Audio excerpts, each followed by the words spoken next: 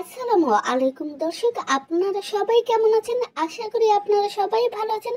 আমিও আল্লাহর অশেষ রহমতে ভালো আছি। আপনাদের জন্য নিয়ে এলাম নতুন এক রেসিপির নাম হচ্ছে মহারানী মুড়ি ভর্তা। এই মহারানী মুড়ি ভর্তার নামটি যেমন সুন্দর, দেখিতেও অসাধারণ, খেতেও অসাধারণ, সুগন্ধিতে ভরপুর।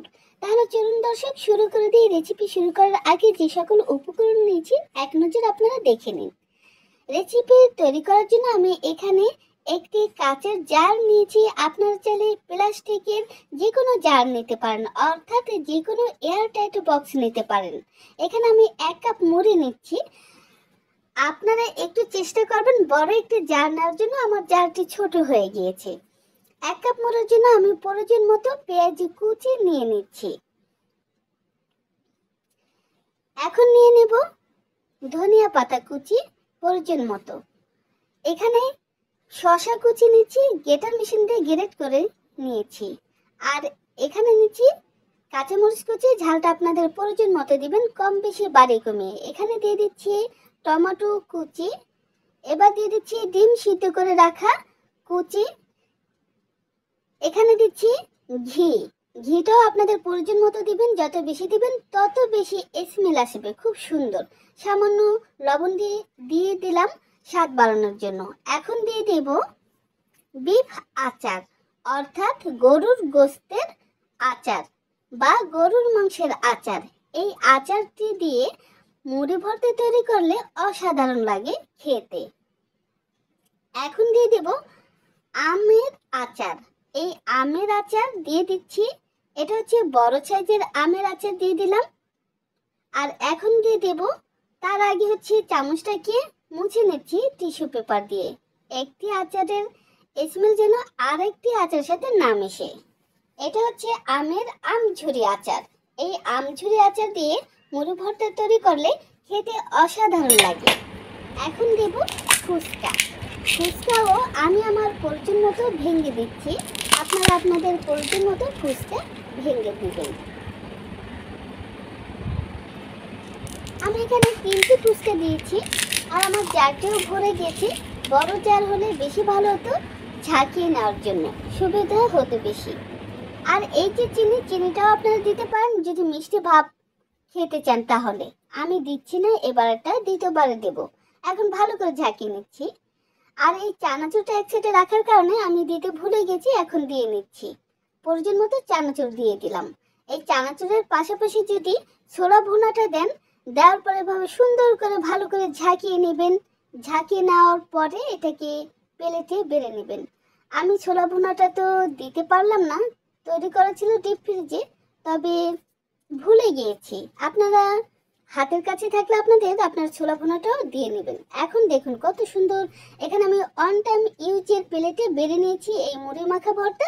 দেখতে মশলা কত সুন্দর, ঘ্রাণটাও খুব সুন্দর হচ্ছে। এই অন টাইম ইউজের এক প্লেটের দাম কত হতে পারে বলেন তো দেখি? আপনার কমেন্ট বক্সে অবশ্যই জানাবেন। এবার দ্বিতীয় পর্ব আমি বানিয়ে দেখাবো এই মগটি করে। 1 কেজি রিল হোয়াইট প্যাকেটের সাথে আমি এই মগটি ফ্রি পেয়েছি। এই মগে করেই আমি বানিয়ে দেখাবো। এখন আমি 1 কাপ মুড়ি নিয়েছি, তার সাথে প্রয়োজন মতো পেঁয়াজ কুচি নিয়ে নিলাম।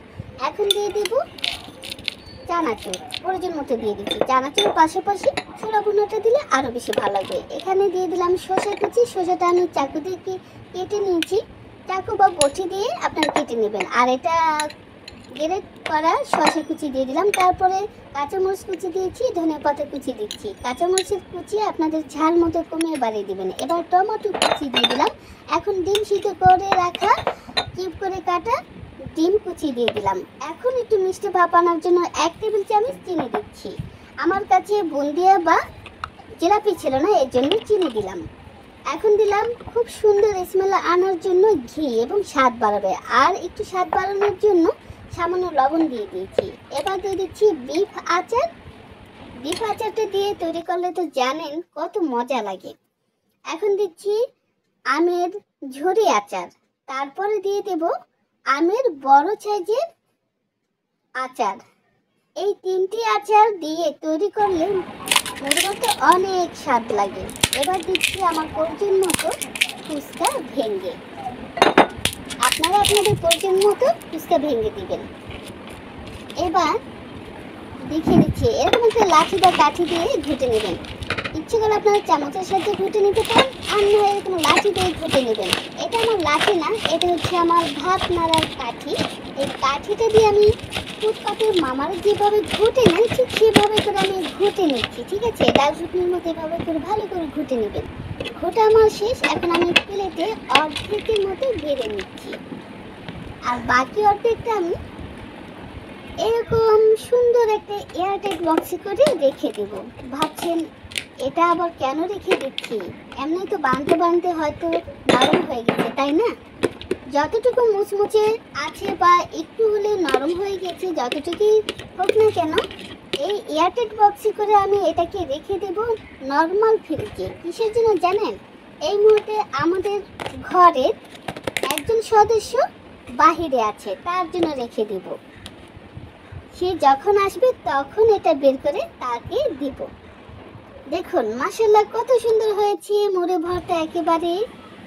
এখন আরো সুন্দর দেখানোর জন্য একটু ডেকোরেশন করে নিচ্ছি টমেটো, শসা, ডিম এগুলো দিয়ে।